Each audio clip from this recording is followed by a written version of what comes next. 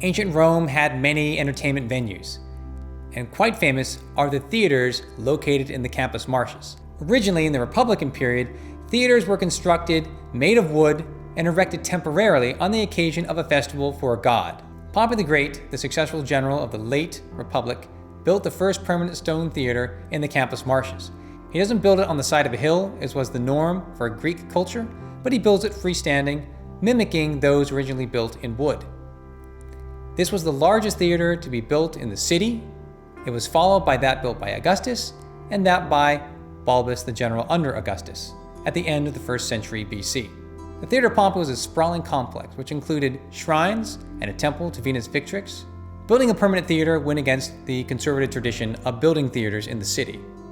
So Pompey said that the seating for the theater was simply steps leading up to the temple. His complex also included porticos that were 100 meters long, and there was a curia where the Senate could come and hold meetings. It was in that curia, by the way, that Julius Caesar was assassinated the 15th of March, 44 BC. You don't see much of the Theater of Pompey today. Most of the structures have been covered over by later constructions. But be assured that those structures still stand to a great height within modern buildings, including Palazzo Pitti.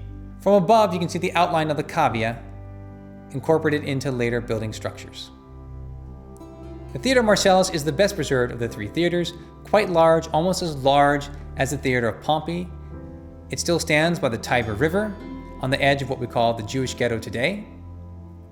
And over time, it was used as a fortification and later converted into a private luxurious palace. Today, people still live on top of the Theater of Marcellus. The Theater of Balbus is the last of the three theaters built in the city of Rome. It was built by Balbus, a Spanish general under Augustus. You can't see much of the theater at all today, but you can see part of the portico, magnificently excavated in the 1990s. Regionary catalogs attest to the number of people that could be held in each of these massive venues.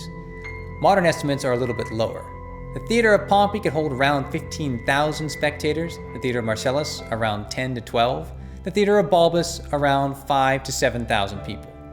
All in all, you had a huge part of the population able to go to the theater productions over several days in the course of a celebration of an emperor or the celebration of a god. A hierarchy is imposed in the theater spaces, just as you have for the gladiatorial spaces and the Circus Maximus as well. You have the most important people sitting towards the bottom with the best view with the most space. As you made your way to the top, your view was less clear, your seating was more cramped, and ultimately you're less important in Roman society.